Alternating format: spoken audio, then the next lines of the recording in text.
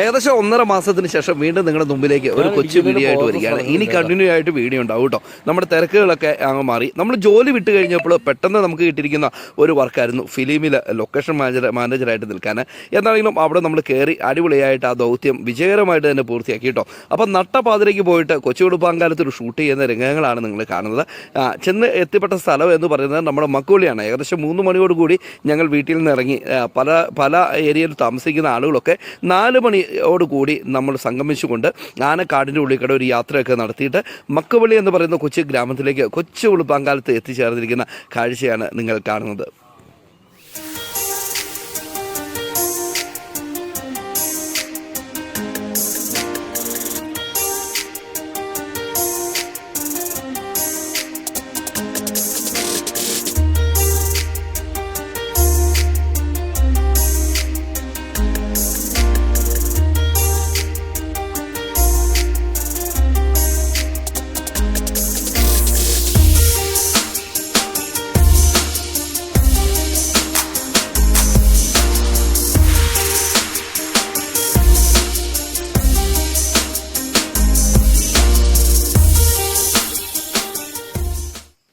എന്താണെങ്കിലും രാവിലത്തെ ഒരു വൈബ് എന്ന് പറഞ്ഞു കഴിഞ്ഞാൽ ഒരു രക്ഷയില്ലാത്ത വൈബാട്ടോ. ഇടുക്കിയിലെത്തിയാലോ ഒരുപക്ഷെ നിങ്ങൾ എത്തിച്ചേരേണ്ട ഒരു സ്ഥലമാണ് മക്കുവള്ളി എന്ന് പറയുന്ന കൊച്ചു ഗ്രാമം. ഓഫ് റോഡ് മാത്രമാണ്, അല്ലെങ്കിൽ നിങ്ങളെ വാഹനം കൊണ്ടൊക്കെ പോകുന്നത് ഇടുക്കിക്കാരായിരിക്കുന്ന ഡ്രൈവർമാരായിരിക്കണം കേട്ടോ. എന്നാൽ ഇനി കാറുകൾ ഉൾപ്പെടെ സ്വന്തം വാഹനങ്ങളിൽ പോകുന്നവരാണെങ്കിൽ അത്രയേറെ റിസ്ക് എടുത്ത് വേണം മക്കുവള്ളിയിലേക്ക് യാത്ര ചെയ്യുവാൻ വേണ്ടി. എന്താണെങ്കിലും ഞാൻ ആട്ടോ കയറ്റിക്കൊണ്ട് പോയിരിക്കുന്ന വഴിയാണ് കേട്ടോ. ഇന്ന് രാവിലെ ഏകദേശം 3 വാഹനങ്ങൾ ഉൾപ്പെടെ ബൈക്കും കൂടെ കൂടിയാണ് നമ്മൾ ഇങ്ങോട്ട് യാത്ര ചെയ്തത്. ഒന്ന് കമാൻഡർ, മറ്റൊന്ന് താറ്, പിന്നെ ഒരു ജീപ്പ്, പിന്നെ നമ്മുടെ ബൈക്ക്. രാത്രിയിൽ ആനക്കാടിൻ്റെ ഉള്ളിൽ കൂടെയുള്ള യാത്ര അത് ശരിക്കും പറഞ്ഞാൽ ആസ്വദിച്ച് തന്നെ യാത്ര ചെയ്തു കേട്ടോ. പക്ഷേ നമുക്ക് വീഡിയോ എടുക്കാനോ ഫോട്ടോ എടുക്കാനോ ഒന്നും അവിടെ പെർമിഷൻ ഇല്ല. മാത്രമല്ല രാത്രിയിൽ ആനക്കാടിൻ്റെ ഉള്ളിൽ നമ്മൾ നിൽക്കുമ്പോൾ വാടാ മോനെ എന്ന് പറഞ്ഞുകൊണ്ട് കഴുത്തെ തുമ്പിക്കൈയിട്ട് വിളിച്ചാലും നമ്മൾക്ക് ഡേഞ്ചറാണല്ലോ. അപ്പോൾ അതുകൊണ്ട് ചെറിയൊരു തെല്ല് ഭയത്തോടു കൂടി തന്നെയാണ് നമ്മൾ ആനക്കാടിൻ്റെ ഉള്ളിൽ യാത്ര ചെയ്ത് മക്കുവള്ളിയിലേക്ക് എത്തിയത്. നമ്മുടെ ഷൂട്ടിങ്ങിൻ്റെ ആവശ്യകതയൊക്കെ കഴിഞ്ഞ് ഏകദേശം ഒരു 12 മണിയോടുകൂടി നമ്മൾ തിരിച്ചു പോകുന്ന ഒരു കാഴ്ചയാണ് ഇപ്പോൾ നിങ്ങൾ കാണുന്നത് കേട്ടോ.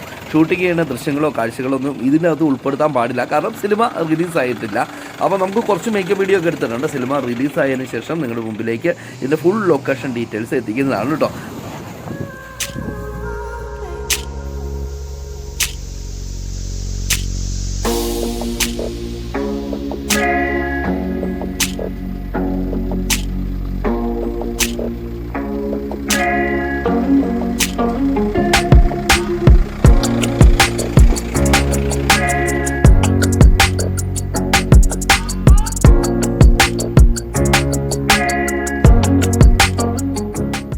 മലകൾ, അതിൻ്റെ ഒറ്റ നടക്ക് ഒരു ഗ്രാമം, അതാണ് മക്കുവള്ളി ഗ്രാമം കേട്ടോ.